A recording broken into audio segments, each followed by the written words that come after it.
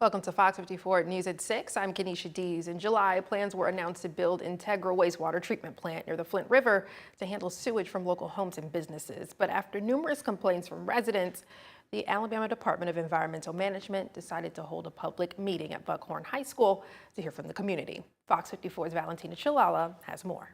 ADEM is holding a community meeting today at 6 p.m. at Buckhorn High School to hear input from residents about the proposed wastewater plant near the Flint River. Neighbors from surrounding areas are expected to attend and share their concerns.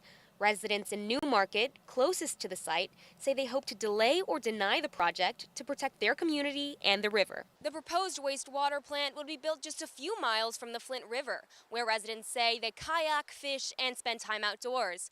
They say their concerns include water quality, property value, and impact on local environment. We are wanting to express our community concerns with them in order to delay or deny the permit that has been proposed. What we're hoping to do in that quote-unquote downtime is to work with our local government, state level government, to try and get better zoning laws for areas that are outside of the city limits.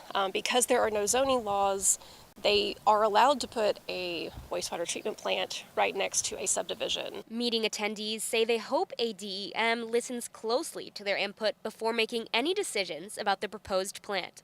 In New Market, I'm Valentina Chilala, Fox 54 News. Officials say they will review all comments from tonight's meeting before making any decisions on the proposed plant. Residents say they plan to keep pushing to protect the Flint River. Here is a live look from Rainbow Mountain in Madison. You can see the sun setting, and Jordan will tell us exactly when in just a few, but nonetheless a beautiful view to close out this evening. Let's bring in Fox 54 Weather Impact Chief Meteorologist Jordan Dressman. Jordan, how was the rest of this evening? Yeah, it's going to be a wonderful evening across the Tennessee Valley, and I certainly hope you're able to spend a little bit of time outside this evening. Of course, we don't get to spend a ton of time outside through the course of the afternoon. The kids are at school, everybody's at work. Now it's the evening, and we're talking about really some beautiful weather this evening. Live look out over the Parkway. We're looking northbound on Memorial Parkway. Traffic seems to be moving smoothly, so if you're waiting on somebody to get home this evening and they're traveling on the Parkway, at least on this little section of the Parkway, there are no problems. So if you're waiting on somebody to head to Marienville, Hazel Green, seems to be smooth sailing. Sun's going to set in right around 10 minutes. I believe sun sets at 6:12 p.m. Temperatures cooling off into the 70s after climbing into the 80s this afternoon. 75 right now in Fort Payne, 77 in Florence, 74 in Pulaski. Coleman, good evening. You find yourself sitting at 78 degrees. We're going to drop into the lower 50s as we head into the overnight. A couple of folks across southern Middle Tennessee, far northeast Alabama, those folks might be able to drop into the upper 40s across the Tennessee Valley. From there, above average tomorrow afternoon, 83 degrees. But as we head into the later part of the week, we're going to begin to talk about a cold front. It's going to bring showers and thunderstorms and cooler air into the area. We'll discuss it in just a few minutes. We've learned a judge has ordered responses for 2 critical motions related to several Smith Lake boat crash lawsuits. Flint Davis, the professional angler facing manslaughter charges in the April collision that killed 3 people, is seeking to pause civil proceedings, citing Fifth Amendment protections against self-incrimination. Davis, pictured here, faces 3 counts of manslaughter after his boat struck another vessel at 67 miles per hour during an MLF tournament. Separately, Major League Fishing asked the court to consolidate the case with 2 other wrongful death lawsuits filed by the victims' families. Circuit Judge Gregory Nicholas has given parties 30 days to respond to both motions. Davis faces 3 counts of manslaughter after his boat struck another vessel at 67 miles per hour during an MLF tournament. A Huntsville woman is being charged with murder after a car crash killed 1 person and injured 5 other people. Huntsville police say on February 23rd, a car crossed the center line and struck another car near Blue Springs Road and Esther Avenue.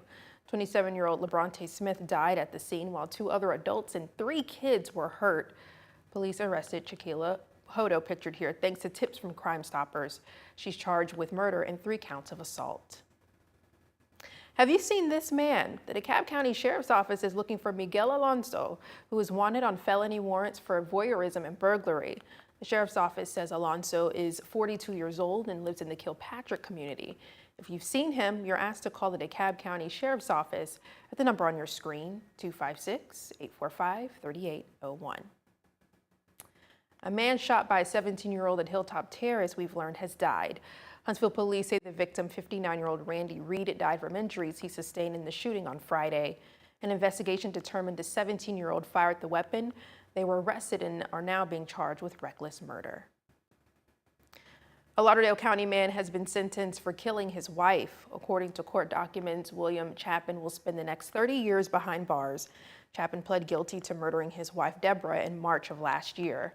Last year, Deborah's co-workers reported she hadn't shown up for work. When deputies arrived at the Chapin home, she was found with a gunshot wound to the chest. Grammy Award-winning R&B singer D'Angelo has died today at the age of 51.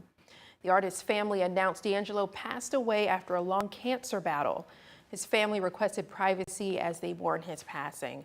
And earlier this year, R&B singer Angie Stone, who shared a child with D'Angelo, died in Montgomery following a car crash. D'Angelo released 3 albums in his career, 2 of which won Grammys.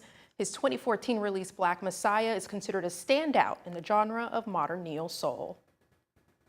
The city of Florence has updated its noise ordinance for cars. Under the new rules, officers will now use decibel readers to measure sound. Cars are limited to a maximum of 60 decibels when measured from 6 feet away, and drivers will also be prohibited from honking car horns in public areas and using stereos or radios loud enough to be heard from 50 feet away. Certain exemptions apply, which you can find on FOX54.com. Boeing's location in Huntsville just landed a multi-billion-dollar missile contract. Officials announced today that Boeing's Huntsville operations will produce thousands of Patriot Advanced Capability 3, or PAC-3, missile seekers under a multi-year contract worth about $2.7 billion. More than 3,000 seekers will be delivered through 2030. Boeing is teaming up with Lockheed Martin and the U.S. Army to meet the growing demand. Since the year 2000, Boeing's Huntsville facility has delivered more than 6,000 PAC-3 missile seekers to the U.S. Army as a subcontractor for Lockheed Martin.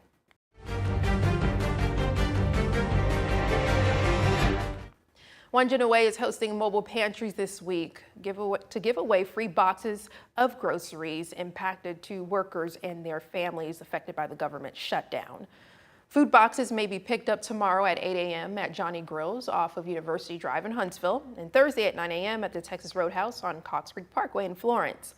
You aren't required to show proof of employment to participate.